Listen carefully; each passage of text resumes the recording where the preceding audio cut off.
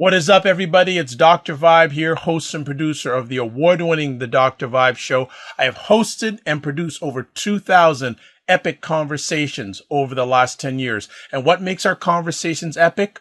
We don't do interviews. We do conversations. What is up, everybody? It's Dr. Vibe here, host and producer of the award-winning Dr. Vibe Show. As always, I like to say you're blessed, highly favored, a magnet for miracles, and a solution for someone's problem. Also know I'm a certified empowerment coach and president and CEO of Express Your Vibe Coaching and Communications. And we are the home of Epic Conversations, and I am the host of Epic Conversations, and also the home of so many new friends, like the lady we have here. And our new friend is Dr. Camille J. Anderson. She has published extensively in both English and Espanol in scholarly and trade journals, as well as the national news, U.S. national news publications. And the reason I went Espanol, you'll find out. Just stay here and listen, right? She's traveled to 17 countries only across the globe for academic and professional endeavors. I hope some of that was personal too, but she's a strong, just a bit. She's a strong advocate for study abroad, in particular for students of color. She's a loving mother of 4 wonderful bilingual children. She has a vested interest in the construction of identity with bilingualism. She has published the book Language, Identity, and Choice, Raising Bilingual Children in a Global Society, that was released in 2015. And in it, she talks about her own experiences raising children bilingual. We are blessed and highly favored to have her on tonight to talk about why Black children should know many languages. So, Dr. Anderson, welcome to the Dr. Vibe Show. How we doing? Thank you. Muy bien, since you did a little bit of Espanol. Un po as my response. Well, it's great to have you. We had the pleasure of first meeting on another person's platform, Dr. Tachi, yes. Who hosts an outstanding program, which I tell lots of people about, live and offline, called Mediascope, which is on Wednesdays, 5 p.m. Eastern Time on Busker platform, and then 6 p.m. Eastern Time on Facebook Live and Periscope. And a few months ago, about a month ago, she had a great epic conversation live celebrating her 2-year anniversary, and this wonderful lady was on there laughing, sharing knowledge, having fun. And then after, Tachi said to me, "You should have her on your show." So I said, when Tachi speaks, I listen. So she's my E.F. Hutton Tachi. You figure that out, right? Listen, gotta love the volunteers. Absolutely. Absolutely. And as you can tell, Dr. Anderson has a beautiful laugh and a beautiful soul and spirit. So as we like to do with people who are on the friends who are on the Dr. Vibe Show for the first time, can you give a little background about yourself? Okay, I am Camille Anderson. As you said, I am actually I'm a professor at Kennesaw State University. And I also have been studying languages, since the 6th grade, so decades now.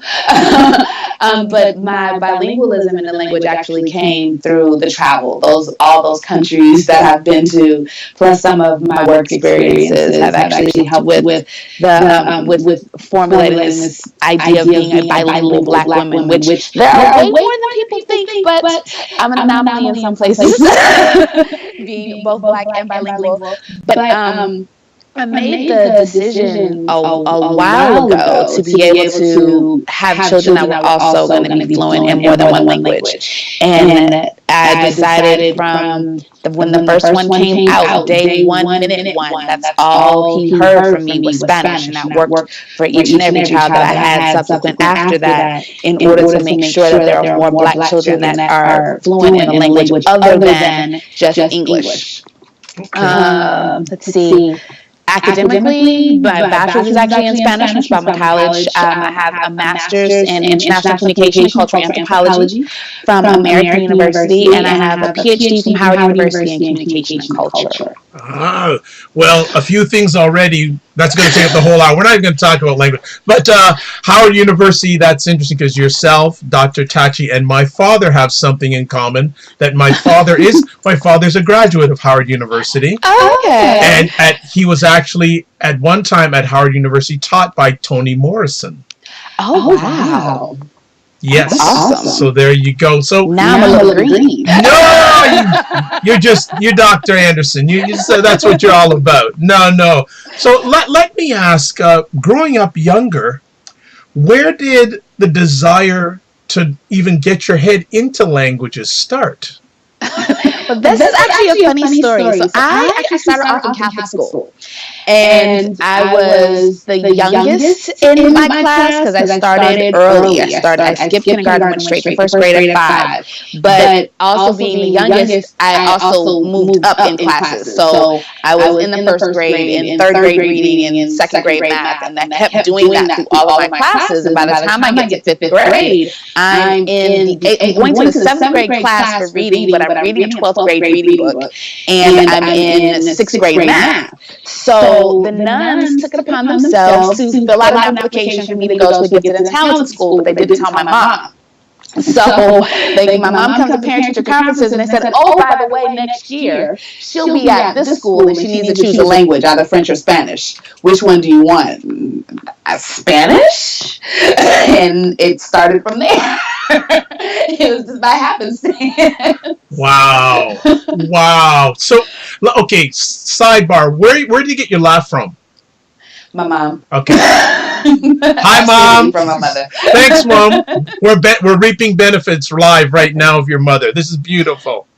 So where did obviously it sounds like your parents were very much in the role of get a good education, correct? Yes. Did either of them have an educational background?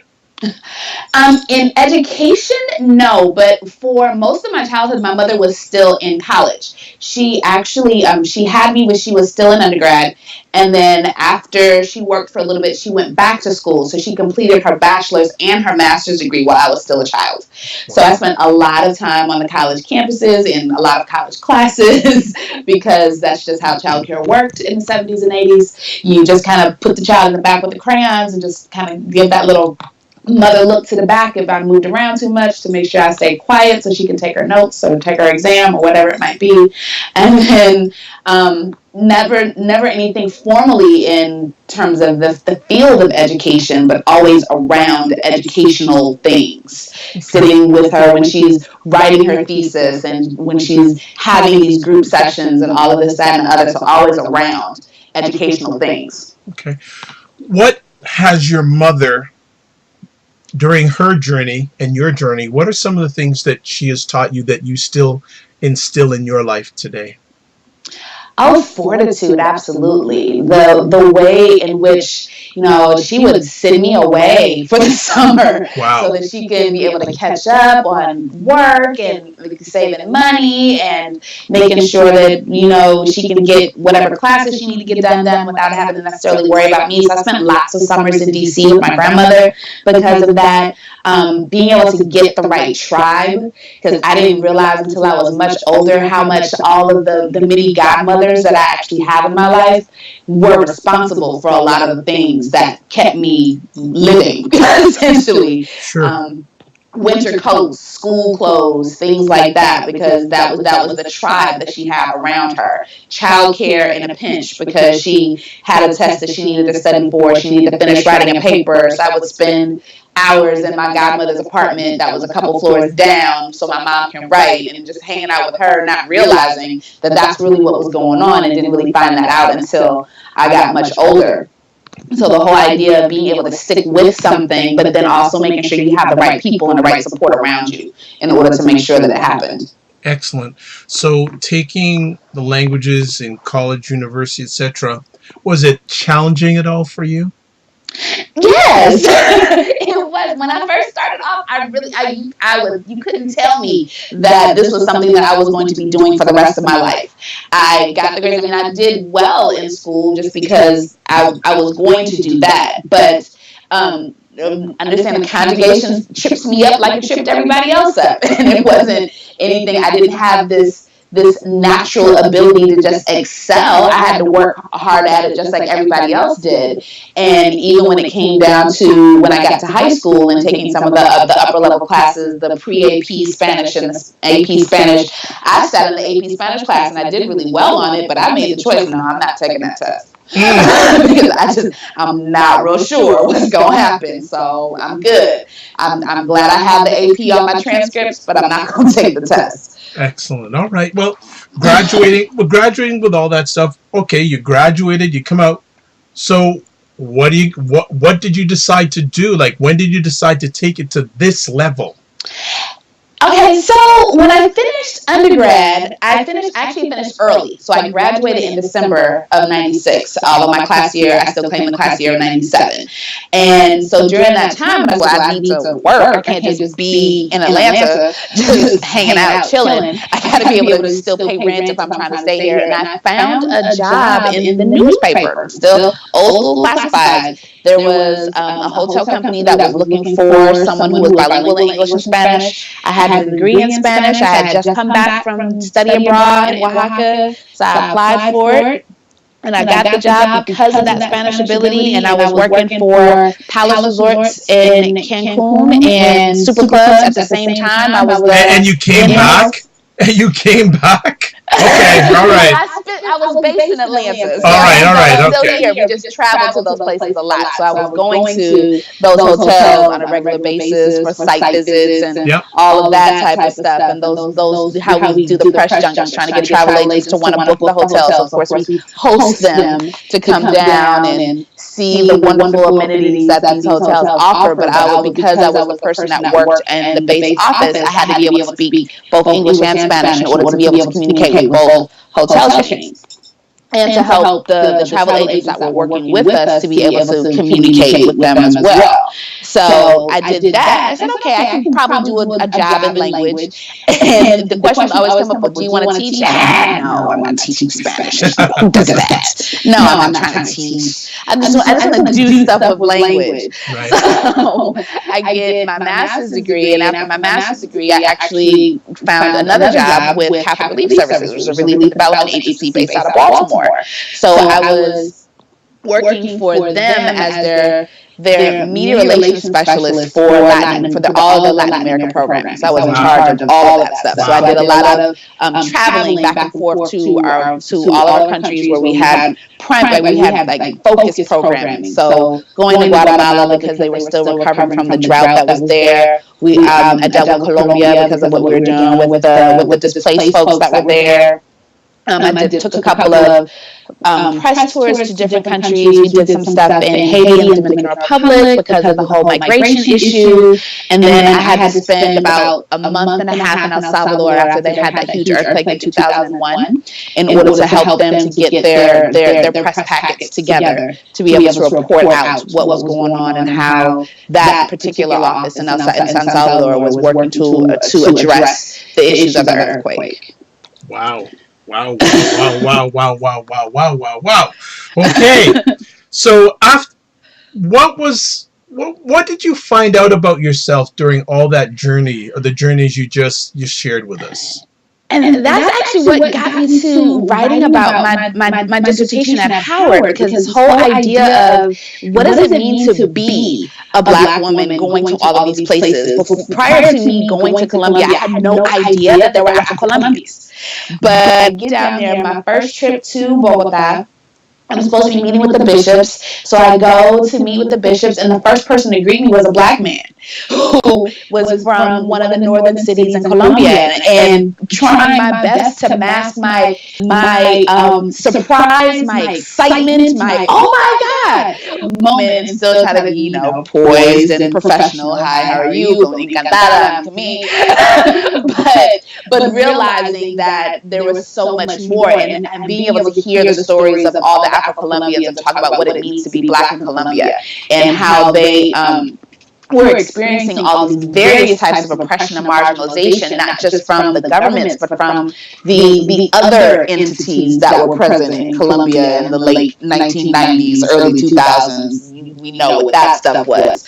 But the marginalization that happened with them on both of those sides, and really having this one-on-one about what it means to be Black in the midst of all of that, and spending time with other groups in Guatemala, and then finding out about the Black populations in Nicaragua, and really getting this sense of what does it mean to be a person of color in these spaces that are not too much different in essence than what it is that we deal with in the United States, and what we might be dealing in some other Western countries, and what that feels like, and being able to see that those similarities are very different. But one of the things I learned about, at least with language, is that it's easier for me to talk about my Blackness in Spanish than it is in English.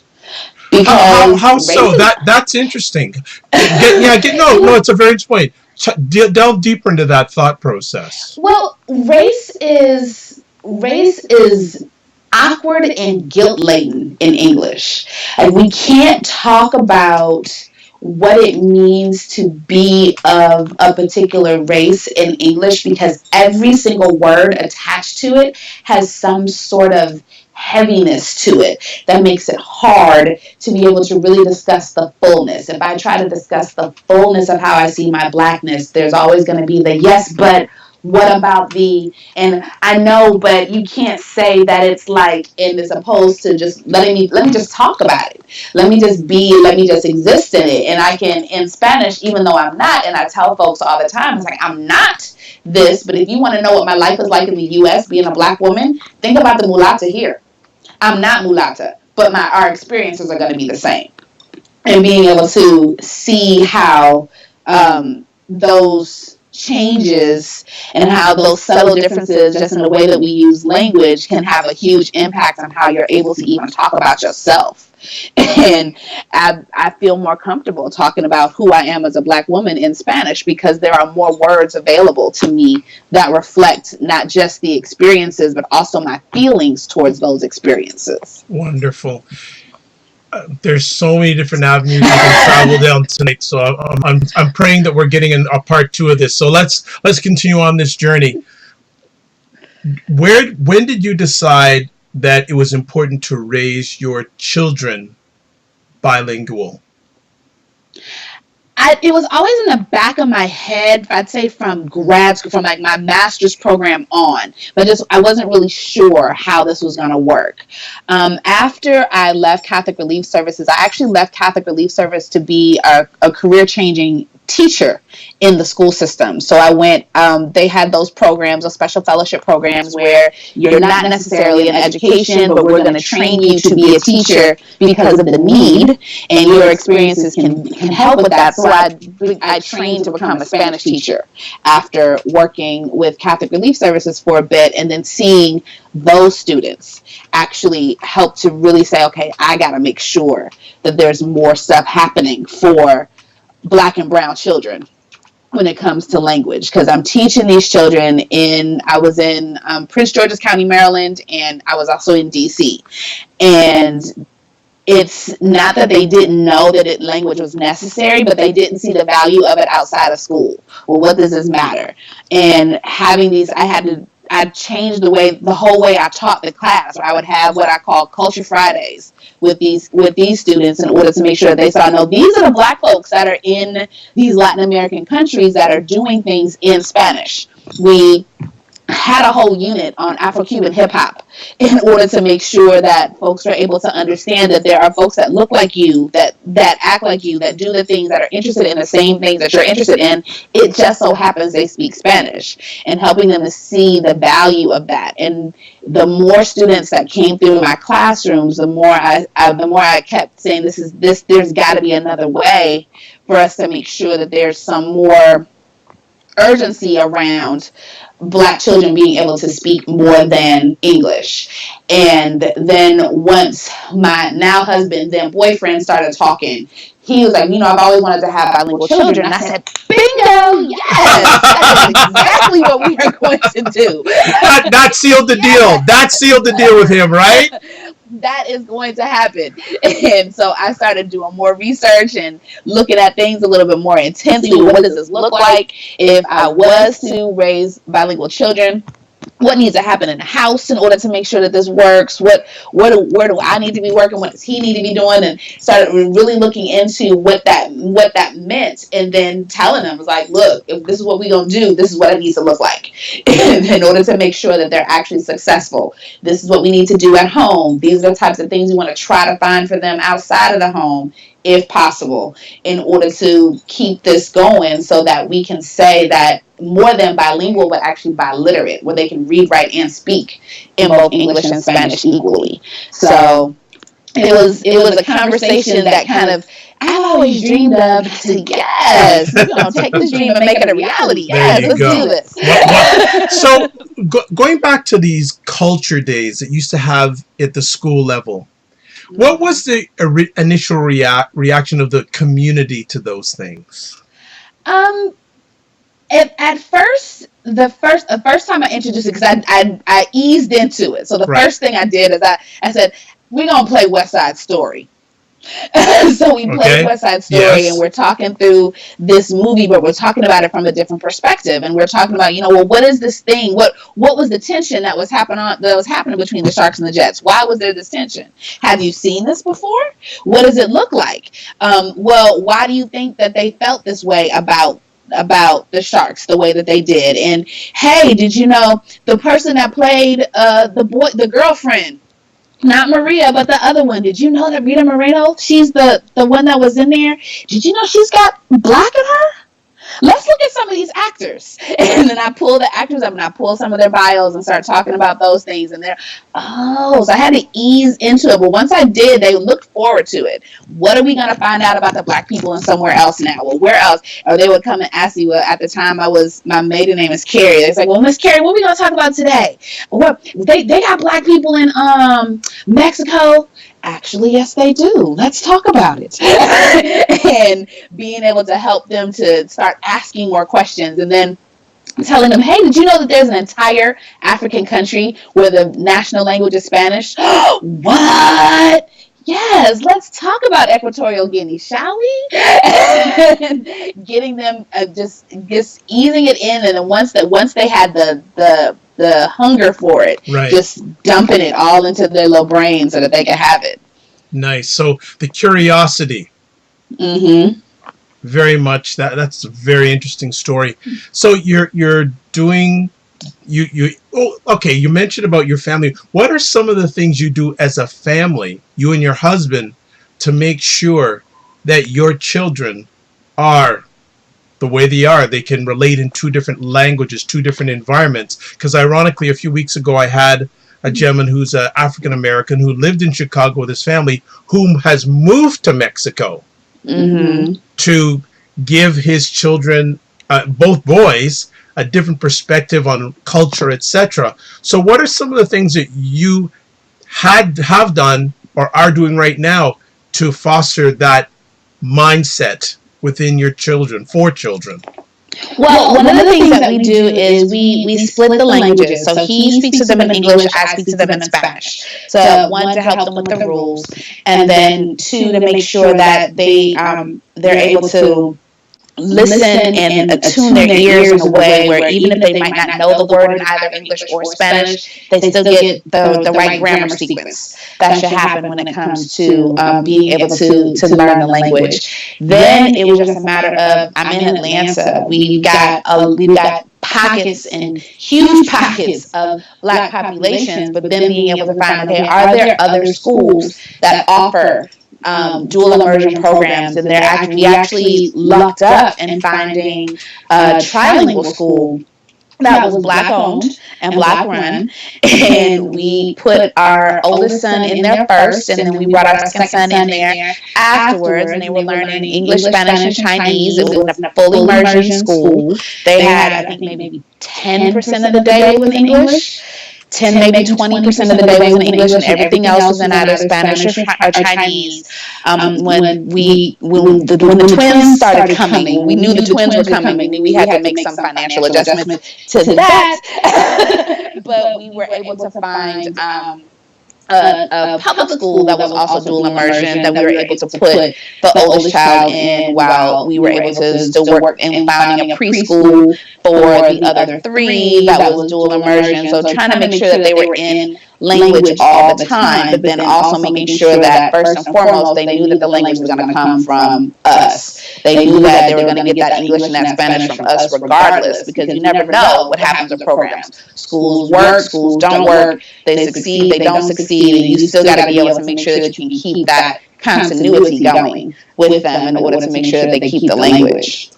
What if, have there been any challenges along the way? Oh yeah. Oh yeah. There was a moment in time where my second son, because they were at the trilingual school, I noticed that his English he was speaking English with a Chinese accent, which meant that there were certain consonant sounds that he wasn't making. Hold on a second. I would have loved to seen a video of that. I'm just picturing it right now. A child of color speaking English with a do you have any videos? I don't have videos of that, unfortunately. Oh man. Man, could you would take your brand up another level if you had some of those videos? So he's speaking, and there are consonant sounds that he's missing, and I went into mommy panic mode as opposed to linguist panic mode. So in mommy panic mode, I was like, oh wait, we've got to model this English a little bit better. Let me allow him to hear me articulating these things. So, and once he was able to get back on the sounds and he was able to get those consonant sounds, he was able to master them a little bit better. Getting back into the Spanish was hard because I had spent so much time speaking to him in English to make sure he heard the correct pronunciation of words, that getting back into full-on Spanish was difficult. But I was able to work it. I was able to use the twins. The twins ended up being an excuse because the twins were born shortly thereafter. Hold on a second. Can I just quote that? The twins were an excuse. Okay, go on. Keep on going. Yeah. All right. So because they were babies, and I wanted to make sure that they heard only the Spanish the whole time. So because they were newborns, that's all they were getting was the Spanish from me. So I was able to kind of ease back into it with the middle child and making sure that he was able to still get the Spanish the way that he was supposed to, and it made it a little bit easier. But there was a rough patch where it was touch and go whether or not we were actually going to keep the Spanish or not, because I was having a hard time getting back into the groove. Right. Okay. I want to spend the rest of this epic conversation chatting about bilingual brown babies, what you're trying to do in the future. So let's start. So share a little bit about bilingual brown babies with us. So Bilingual Brown Babies is an organization that I have founded and created in order to increase the number of Black children who are fluent in English and Spanish. English and Spanish because those are the two languages I have. In my grand dream, it'll be more than just English and Spanish. But for right now, since that's where my wheelhouse is, that's where the languages are. And what I do is I work with those parents that see me in the store speaking to my kids, and they ask me, well, where are you from? And I say Wisconsin, and they're kind of shocked. And being able to understand that I'm not Latina, I do not have a Latina background, to my knowledge, who knows with the way that genetics works, but to my knowledge, I don't have that ethnic heritage, but I still am making it a point to make sure that my children are able to speak and speak well, not just the Anglified version of Spanish, but they actually have the accent and the intonations and the whole bit. And when parents are interested in doing that, I do all that I can to support them being able to be bilingual and biliterate in English and Spanish. Excellent. It's a movement, is what I like to call it. I can tell you that. I can feel that. Now, let's look at this now, because what are some of the pushback you get when you are sharing with parents of color the aspects of having their children bilingual? There must be things that you get pushback on in regards to. Share some of those. A lot of the pushback comes from parents that don't speak Spanish. They're like, I don't want my child speaking a language that I don't understand. But part of the indirect cost, I guess, of being a part of bilingual brown babies is one of the parents, somebody's going to have to learn the language, because in order to reinforce it, in order to make sure that they're getting it and they're getting the practice that they need, somebody's going to need to start learning these words with them. So the indirect cost / benefit is that you're going to end up getting the language anyway, and they're not going to be able to go beyond what you know when it comes to how you're working with them. If you only know how to say siéntate, then that's what they're going to learn. And they're not going to learn too much more if you don't teach them much more than that.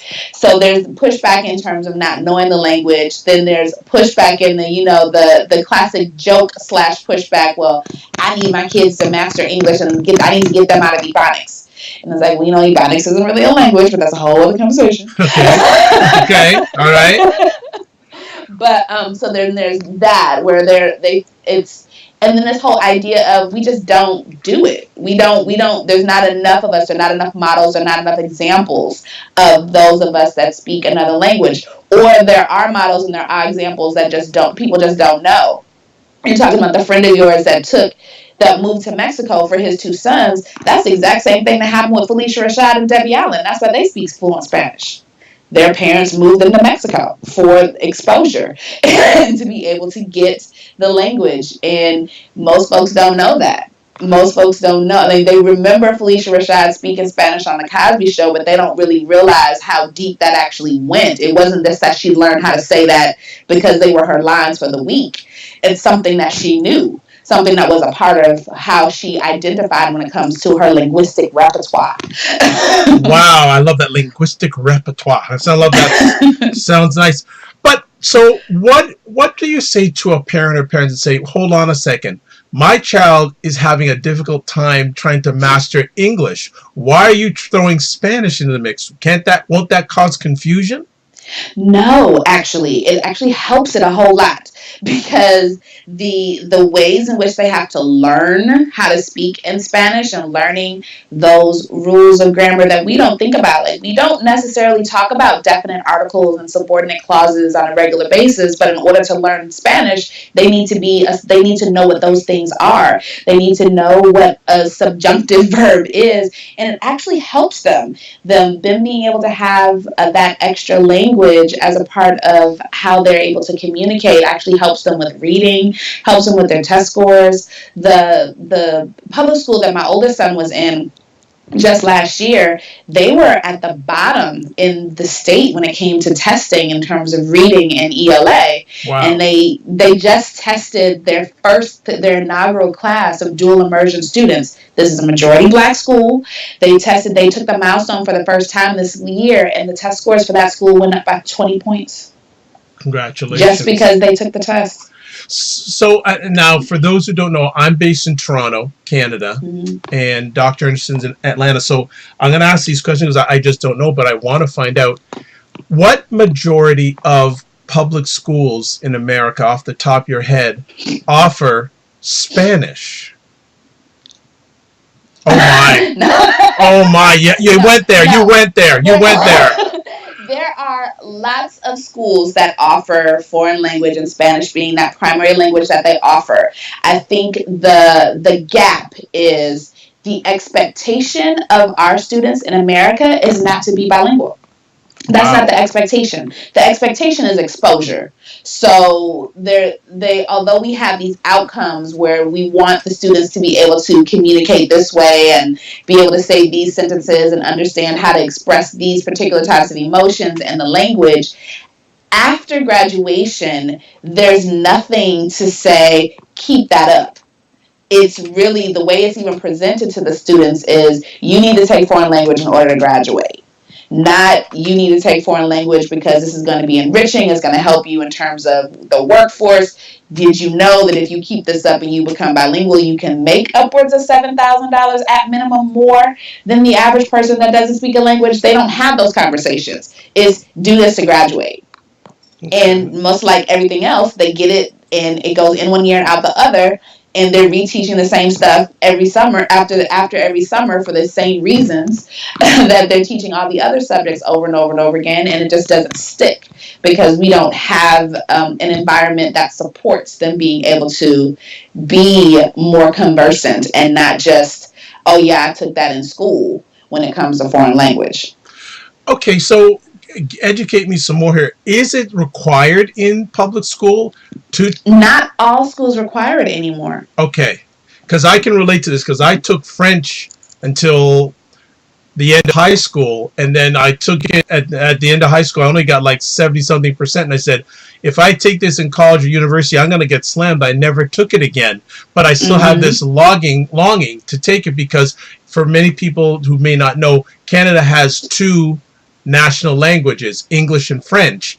And Dr. Anderson is right that in any position that you can speak both languages, you're making more money and you have a lot more access because you can communicate with a wide group of people. Right, exactly. One of the things that I tell my students, I used to make the joke with my students when I was teaching in DC. They're like, well, if I need somebody to speak Spanish, I'm just going to hire an interpreter. And I'd say, well, hire me. Because I know what you know and what you don't know. and I know what I'm going to ask you for when it comes to money. I will be your interpreter. You just better make sure you learn enough Spanish to make sure I'm not jipping you. Wow. So in the initiative that you've started already, have you had any major wins that you'd like to share with us? I have. Actually, there's a mom that's in the group. Her husband isn't as involved, but he's involved in the background. But she has a 20-month-old who would probably say 50-50 of her words that she's using on a regular basis are English and Spanish, just from being a part of the movement and getting just the daily tips that I put on social media for those parents that are interested. And she implements them right away, and her child is using probably 50% English, 50% Spanish, which is a win for me because the mom actually doesn't really speak Spanish. She remembers it from high school, like I was just saying, but not enough to say, oh yeah, I'm going to speak to my child in Spanish and it's going to be great. She's remembering as she's going over stuff and as she's seeing the tips, but her child is actually able to speak half in English, half in Spanish without much difficulty. How much of a concern do you have with the decreasing funding of public school systems in the United States, and what kind of effect will it have on children being bilingual? In terms of the education system, I am dismayed by the decrease in funding and what that's going to mean when it comes to foreign language. Now, on the bilingual brown babies profitable side, it's an awesome thing. But when it comes to children being able to have what they need to be competitive and being able to have equal access to that's the biggest thing that dismays me. That the fact that the only way these children are going to be able to get access to something like foreign language because of this decrease in funding is going to be dependent upon what their parents can afford, and that already puts a lot of the children that I'm trying to reach, the demographic that I'm trying to reach, it puts them out. And it makes it really difficult for them to be able to see the value. Because if it's a choice between, we've got these things that are high priority, they say that you need to study for your SAT, so I need to get you these SAT prep classes. I can't be bothered with these foreign language things. I don't see how that's going to help. I can see how you going into these SAT classes will help you. So this is what I'm going to put my money towards. And then they end up losing out on the foreign language because of it. So being able to see what those priorities are versus the education system making it a priority. You mentioned the target market for building brown babies. What is the market you're looking to attract? I am looking primarily at Black children because our children are, and I'm saying Black in terms of not just African American, but just across the globe. Our children tend to be the first ones to get excluded from such opportunities. Granted, we have a lot of middle-class families in the United States, but not all these middle-class families know about the opportunities that are available to them when it comes to language and language learning. They think that they're shown the tutor and think the tutor is the only thing that they have and the only thing that they need, but a tutor doesn't teach you language. A tutor just helps you with whatever class you're in that's in language, and not really having the access to all these opportunities to be able to make sure that they can speak another language just like everybody else can. One of the things I try to tell parents on a regular basis, and they're in Senegal. I've been to Senegal twice, and talking with the folks that used to be teachers there, the whole idea, English was a reward after they learned 4 other languages. What? Once they got those other 4 languages mastered, then now you can learn English. And we don't do that same thing in the United States. So that brings up a very interesting conversation piece. Why do you feel that there is such, in your opinion, a lack of attention to language by many people of color? Where does that come from? Where does that originate from? I personally think that it has a lot to do with the ways in which ethnocentrism is ingrained in us when it comes to society. Like, we tend to be more ethnocentric than the folks they would assume are ethnocentric. Because we tend to know the English is the way to go because that's the language that we speak, or French is the way to go because that's the language that we speak. There's really no need for me to have anything else because we're the dominant ones, and if we want to make sure that we keep that upper hand, then we need to just make sure that everybody comes to us when it comes to how we speak. And the way that we've adopted that mentality is it's interesting to watch, but it's also fun to counter and be able to dispel and try to break down those barriers so that folks can actually see the value of, and even the benefits of being able to have more than one language and not just the one, because just the one is going to get you places, but having 2 will get you farther. It's interesting to see the projection of the American population demographic over the next 20 years. Mm-hmm. And in our lifetime, and I'm speaking, we're going to live a while, brown people and black people are going to be the majority. But I think it's even interesting for black Americans that it would be advantageous to know Spanish, especially because, right. And I even look at politically wise, the 2 dominant parties in America seem to be paying more attention to the Latin American vote than they are the people of color vote. Right. Because they can depend on us. They know we going to go where they tell us to go. And I don't mean to say that in a crass way, but you're true. You look at political history, that's what happens. You have the voices that say this is the way that you need to align yourself, so we align ourselves in that way. It's not that we don't have a critical mind, but when it comes to political history, we haven't engaged it as much in recent years in terms of that critical inquiry when it comes to politics and political affiliations and the like. So I think that has a lot to do with it. There's that critical mind is still present in the Latino community, because they're looking at everything like, what does this mean for me? Well, why this? Well, why not this? And there are those of us that do ask those questions in the African American community, but I don't think we ask them enough, and I don't think we ask them in mass. I think it's 1 or 2 voices here and there, but there's rarely a huge collective of us asking the same question. Do you feel that in the future that thought process will begin to change, that a number of African Americans will broaden their thought process and broaden to look into other cultures, such as a Spanish culture? I think yes. Do I think it's going to happen overnight? Probably not.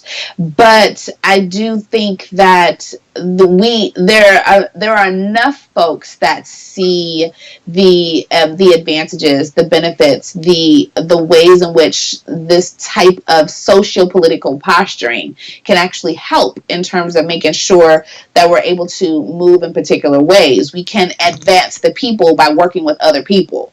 And for those of us that know that that's what we're trying to do, if we're trying to advance the people, then we need to pull on those resources, those places where we might be lacking, by working with other groups in order to make sure that happened. They started doing it, and then it stopped. We started working with, so I mean, that's a whole other conversation in terms of, but that whole idea of most of our leaders in the Black community prior to their demise were starting to have those conversations that were linking folks together in order to make sure there was more of a united front. So being able to continue those conversations as opposed to trying to start fresh and think that we're creating something new, when really we just need to pick back up where they unfortunately had to leave off because of death. How many other parents do you know of color who are like you? Honestly, I've got about 43 people in my group right now. Okay. And are most of them men or women? It's actually a combination of both. Nice. There are men and women in the group. Some of the moms are a little bit more active, but actually I just talked to a couple this weekend about some of the ways in which I can help them become a bilingual family, and it was the mother and the father, and they're both equally engaged and equally involved in how that was going to work for them. Nice. When you speak to parent or parents of this, what are the positive attributes you share about them, about what you're offering and what you're hoping to, what you will achieve for them, not hoping, what you will achieve? What are some of the positive attributes you say, this is what you will gain positively with being a member of Bilingual Brown Babies? Well, I tell them that that of course the exposure to the language that they weren't going to have before them, but the biggest thing is that idea of being competitive globally and being able to know that, showing them these are the jobs that are looking for bilinguals, that are looking for folks who are bilingual. And when you're thinking in terms of, you assume that it would automatically go to someone of Latino descent, but it doesn't always, because there are ways in which there are Americans who are fluent in 2 languages, and the American can write better than the Latino, because they might have spoken Spanish at home, but they've been here most of their lives, so they don't have the same level of being able to communicate in the written word. So there's that competitive advantage there. There's also the idea of allowing them to be able to know that they have no limits, that they don't have to restrict themselves to just finding a job here in the United States. They can find a job somewhere else if that's the language that's spoken. And then there's a little bit of pettiness to it too, I'm not going to lie. Just being able to say, just think about the fact that you have this Black child that can speak 2 languages and people don't expect it. And then all of a sudden, they're in the midst of, they're at a restaurant or you're out and about and they just start speaking Spanish to someone else, and the looks of surprise that come across people's faces, because I get it all the time, even with my own kids. When they start speaking Spanish, people get, oh my goodness. And there's a little bit of that I get in my head about it, but at the same time, being able to show it, what that means that folks have to also now be aware of the fact that it's not just that Black kids only speak English. They can speak other languages now. So govern yourself accordingly, because we can communicate in more than one language. And it's not just about you being able to think that, well, we're not going to be able to get beyond this point. We can actually go further because we have that language. And don't you want your child to be a part of that? Of course you do. So come on, get on board this movement so that we can be able to push this notion that we can only go so far. We can go so much farther than people are giving us credit for. So let's show them how far we can go. In these times of the social political climate in America, do you feel that this is probably the best time for people of color to do what you are proposing they do for their children, and why? Absolutely. We have absolutely no idea what's getting ready to happen. We need to make sure that we're prepared for any and everything. And it's not just about being able to bunker down somewhere because of whatever political things are happening between nations, but also being able to feel comfortable enough, being able to pick up and move and go somewhere else. Being able to feel comfortable with, if we have to go to X, we'll be okay because we've got this language under our belt. If we need to pick up and go to a different location of the world, we have options now because we speak more than one language, and those options are going to open up more places for us to be able to go to. We don't have to just restrict ourselves to those English speaking parts of Canada and the UK and maybe Ireland. We can we have 25 countries in South America, and we've got all these other places where we can think about as options of places to go if we needed to. You've been to 17 countries. Yes. What countries do you want to take your children to? I want to take my children to Brazil, in particular Bahia. Why? Because of the Afro-Brazilian population. I want to go take them to Salvador. I want to take them to Bahia so that they can be able to see what it looks like to at least demonstrate pride in what is African and what is African about the country and what does that look like. Granted, there are other issues that happen in Brazil when it comes to race and race relations, but in Bahia, there's a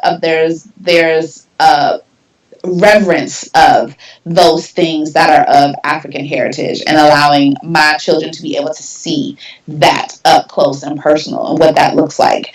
The other country I'd want to take them to would be Guatemala, so that they can be able to see what a truly homogenous looking nation is and how they are seen in the midst of that, how they can be able to use Spanish in particular ways, the history. In particular, I really want to take them to Antigua, Guatemala, so they can be able to see the old capital, the old ruins, and be able to get that type of history there. And then, of course, I want to take them to at least a country in Africa. The country that is first and foremost in my mind is kind of selfish. I want to take them to Senegal because I want to go back and take some more dance classes, and I love Dakar. I think Dakar is great.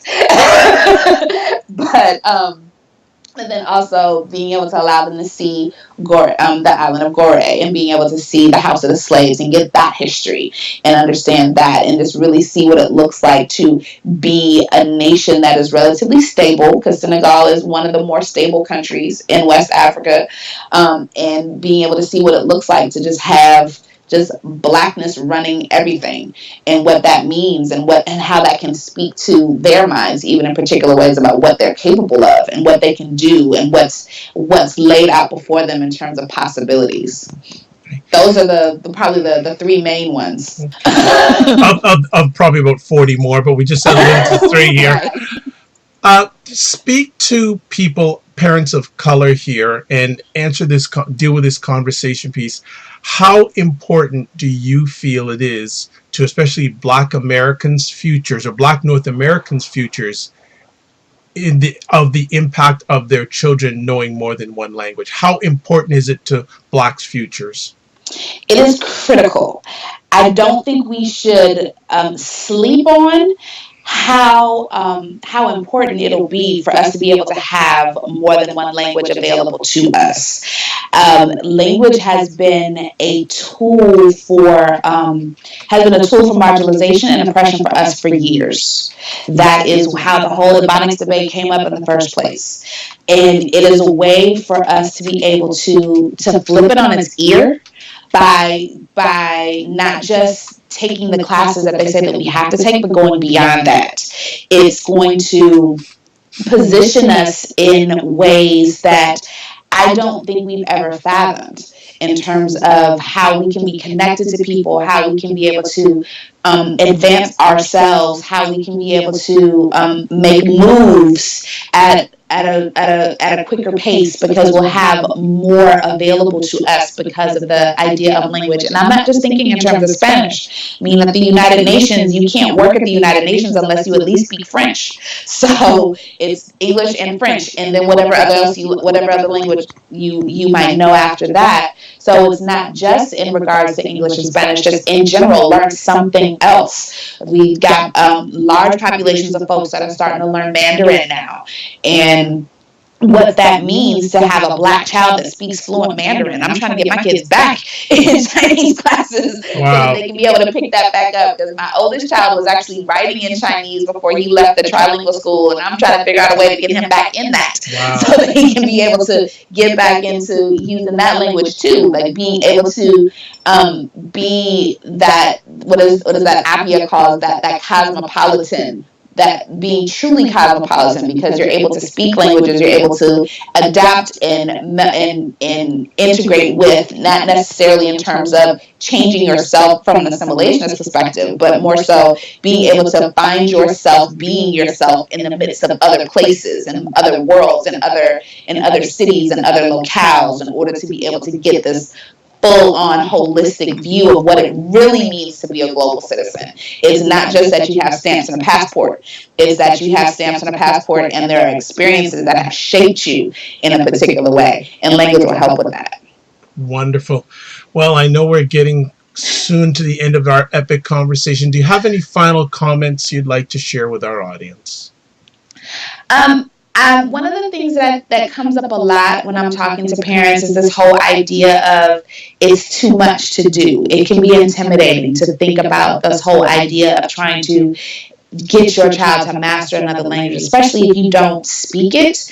And the biggest thing that I would say is don't let that stop you. If you both are learning it at the same time, learn it at the same time. Don't let what you think is the end goal keep you from taking the baby steps to get there. You don't have to take what I call my 0 to 60 parents, where they see that, okay, they need to speak Spanish. That means I need to be fluent right now, and they need to be fluent right now. And really, it doesn't take all that. Just start with the baby steps so that you can get there, so that you can start inching towards that goal. The goal might take you a little bit longer than it might take others, but the goal is still there, and it's still attainable. Just take it within the steps that you need to take. Not everybody crosses an icy pond with huge leaps and bounds. Some people can ice skate, some people can't. And there are those of us that take those little itty bitty steps trying to get across the pond, while others might skate, but it doesn't matter. You're still trying to get to the other side. So just take the baby steps to get there, so that you can be able to say that you've done it, regardless as to how long it might take. Yeah, and just I guess you're also just encouraging parents, just start. Just start, yes, just start. Right away, every day. That's what I tell my parents and my little brown babies. Right away, every day. Nice. Well, Dr. Anderson, I'd like to say thank you so much for taking time out of your 4 children schedule, your marriage schedule, and your education schedule to share with us on the Dr. Vibe show tonight. How can people get a hold of you? I am on several places. Yes, when I had to do the post, I experienced that. Yes. Okay. So I have an online community that is called Bilingual Brown Babies. There is a public page that I put tips on, and there's also a closed group for families that are truly interested in being a part of that. So you can find me on Facebook through Bilingual Brown Babies, or the Bilingual Brown Babies Familia Bilingualita is the closed group. I'll give you the info. You got it. Thank you. Also, I'm on Twitter as Black Away From Home, and also with Bilingualitos, which is the Twitter page specifically for bilingual brown babies. On Instagram on the same things, but Black Away From Home and Bilingual Brown Babies. And I also have 2 blogs. I have the Black Away From Home blog that talks about Blacks and travel and identity, and then the Color of Language, which talks about race, language, and inclusion. Okay, actually, another conversation piece that came up. Have there been any reaction from the Latino community about this? Yes. I've had more so positive reactions than negative ones, but there are a couple of moments where I have been what I'm calling Spanish blamed by some folks in the Latino community, where they try to help me teach, and not necessarily knowing what my background is, and that is a very polite and professional thank you very much, however, type of response. But for the most part, I do have positive responses from the Latino community that are just excited that somebody wants to help other folks speak Spanish. Okay, fantastic. Well, that is it. The end of another epic conversation on the Dr. Vibe Show, the home of epic conversations, and I'm the host of Epic Conversations, the award-winning Dr. Vibe Show. If you would like to touch base with me, the three best ways: Twitter at drvibeshow. There's also email dr.vibe at the drvibeshow.com. And also website address, The Dr. Vibe Show. That's drvibeshow.com. And I'm just thinking right now that Dr. Anderson said I'm on so many places, and when I go through this list, she's going to say, what is he talking about me? Listen to him.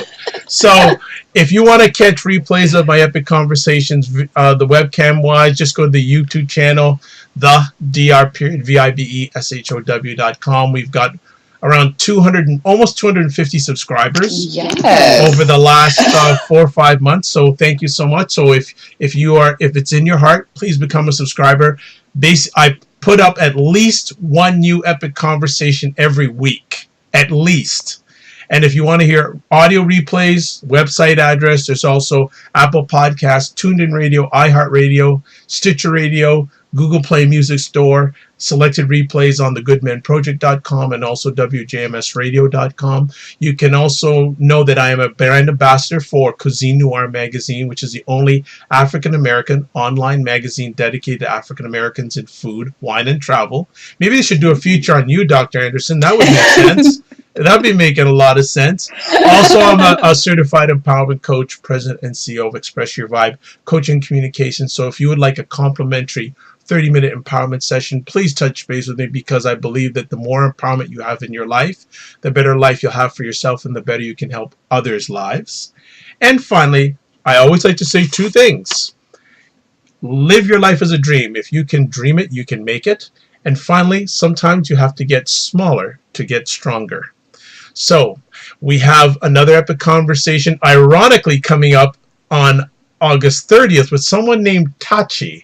I think she knows Dr. Anderson from somewhere. And of course, I recall we passed on once or twice. Yes, and as you notice, I did not ask Dr. Anderson any juicy stories about when they ran together. They still run together, but that goes offline. Sorry. So as Dr. Tachi will be with us on Wednesday evening, August 30th at 9 p.m. Eastern Time, with my wonderful co-host Jazz Keys on our program called Stuff, which are conversations about current events and topics from a Black woman and Black man's POV. For those who don't know what that means, point of view. So catch us back on the YouTube channel on Wednesday night with Dr. Cammie's sister. All right? Yes. So, as always, I'd like to say you're blessed and highly favored. You're a magnet for miracles and your solution for someone's problem. Thanks for watching live or on the replay. It's appreciated, not taken for granted. God bless.